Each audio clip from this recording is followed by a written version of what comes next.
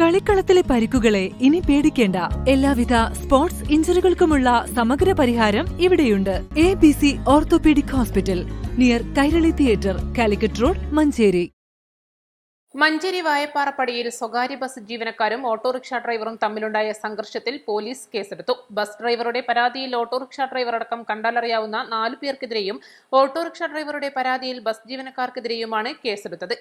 കഴിഞ്ഞ തിങ്കളാഴ്ച ഉച്ചയ്ക്ക് 2-നാണ് പരാതിക്കിടയായ സംഭവം. പരപ്പനങ്ങാടിയിൽ നിന്നും മഞ്ചേരിയിലേക്ക് വരികയായിരുന്ന ഐഫ ബസ്സിലെ ഡ്രൈവർ പുൽപ്പറ്റ കളത്തുംപടി സ്വദേശി പാലക്കൂട്ടിൽ സുധീഷ്, കണ്ടക്ടർ സഫ്വാൻ എന്നിവരെ മർദ്ദിച്ചെന്നാണ് ഡ്രൈവറുടെ പരാതി. വായപ്പാറപ്പടിയിൽ നിന്ന് റോങ് സൈഡ് കയറി വന്ന ഓട്ടോറിക്ഷക്കാരനുമായുള്ള തർക്കത്തെ തുടർന്നാണ് സംഘർഷമുണ്ടായതെന്ന് FIR-ൽ പറയുന്നു.